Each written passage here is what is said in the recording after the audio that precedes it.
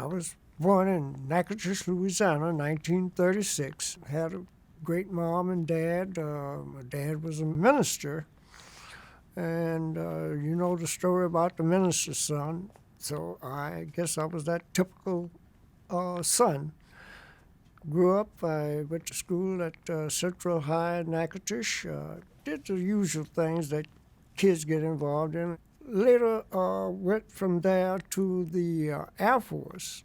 Things started changing for me in the Air Force because I started seeing different things and having different feelings about things that I was experiencing. I had the feeling that something was wrong. You don't really know what it is at that age, 18 years old, but you understand something is out of whack. And it was sort of then I made up my mind I would make a difference.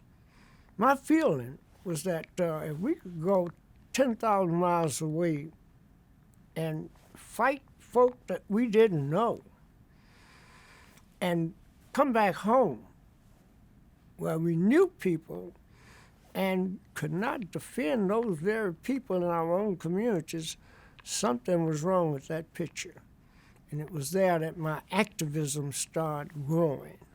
We had a dilemma during the movements because we were torn between the system wanted us to believe you either had to be on this side of the line or that side of the line. You either had to be with Malcolm or you had to be with Dr. King. And it was best to be over here with Dr. King because you're peaceful, and if the police beat you up, you're just going to, tie a bandage up your head and stuff and go head on and turn the other cheek. You're over here with Malcolm, he's dangerous because he's talking about by any means necessary.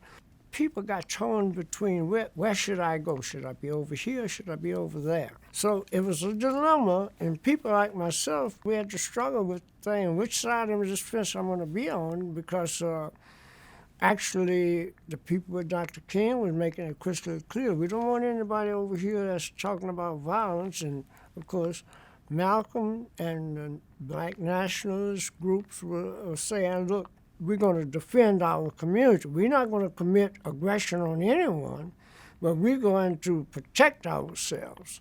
And that was the philosophy.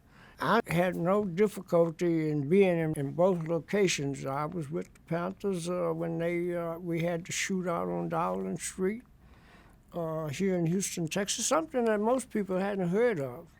We were ready to do whatever was necessary to protect our community.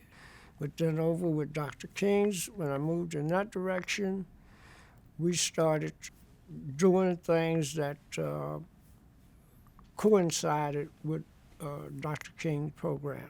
Because I realized, like the Army and the Navy, the Air Force, and the Marines, all different organizations, has different philosophies about how to fight a war. But they all have one common goal, to win the war. Everybody do your thing, and that's when the movements start gelling and getting together, when Malcolm started talking with Martin, and these things start solidifying themselves, and we had a better understanding, a better grip on how to operate a movement, because we weren't each other's enemy. The enemy was out there. And in order for us to be successful, we had to organize, and at least we had to have a mutual understanding that our goals were the same.